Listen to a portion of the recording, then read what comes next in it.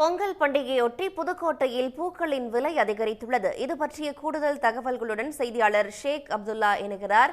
ஷேக் அப்துல்லா, பொங்கல் பண்டிகையை முன்னிட்டு பூக்களின் வரத்து எந்த அளவுக்கு இருக்கு? அதே போல பூக்களின் விலை நிலவரம் என்ன?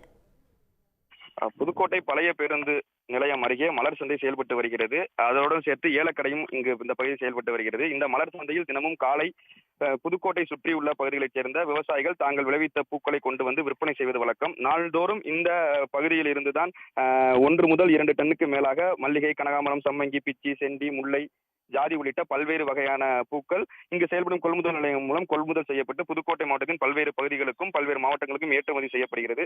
குறிப்பாக எதிர்வரும் பொங்கல் பண்டிகையை முன்னிட்டு இங்கு பூக்களின் விலை 2 முதல் 3 மடங்கு உயர்ந்துள்ளது.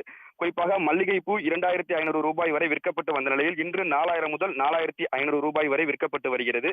அதேபோல் 2000 ரூபாய்க்கு விற்கப்பட்டு வந்த முல்லைப்பூ 3000 ரூபாய்க்கும், முல்லைப்பூ 3000 ரூபாய்க்கு விற்கப்பட்டு வருகிறது. அதேபோல் 1200 ரூபாய்க்கு விற்கப்பட்டு வந்த ஜாதிப்பூ 2800 ரூபாய்க்கும், 300 ரூபாய்க்கு விற்கப்பட்டு வந்த கனகாம்பரம் 1600 ரூபாய்க்கும், அதேபோல் 1200 ரூபாய்க்கு விற்கப்பட்டு வந்த காக்கரட்டான் என்று சொல்லக்கூடிய பூ 1800 ரூபாய்க்கும், அதேபோல் 60 ரூபாய்க்கு விற்கப்பட்டு வந்த செவ்வந்தி 180 ரூபாய்க்கும், 60 ரூபாய்க்கு விற்கப்பட்டு வந்த செண்டி 100 ரூபாய்க்கும், அதேபோல் 250 ரூபாய்க்கு விற்கப்பட்டு வந்த அரளி 600 ரூபாய்க்கும், 100 ரூபாய்க்கு விற்கப்பட்டு வந்த சம்மங்கி 300 ரூபாய்க்கும், அதேபோல் 220 ரூபாய்க்கு விற்கப்பட்டு வந்த ரோஜாப்பூ 400 ரூபாய்க்கும் இந்த விலை உயர்ந்துள்ளது. இந்த விலை உயர்வை பொறுத்தவரையும் காரணம் பார்த்தீங்கன்னா பண்டிகை காலம், அதே போல பனிக்காலம் என்பதால பூக்களின் வரத்து குறைவாகவே இருக்கு. அதனாலதான் இந்த பூக்களின் விலை 2 முதல் 3 மடங்கு வரை உயர்ந்திருக்கதா சொல்றாங்க.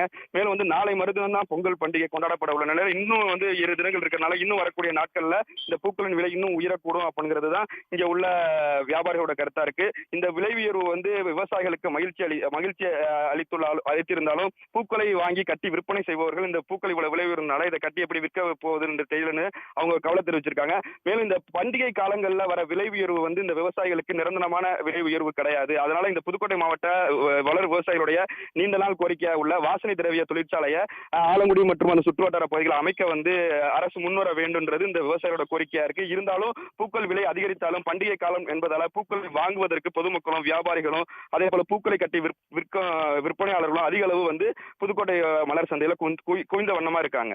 உடனுக்குடன் செய்திகளை தெரிந்து கொள்ள சன் நியூஸ் பெல் ஐகானை கிளிக் பண்ணுங்க.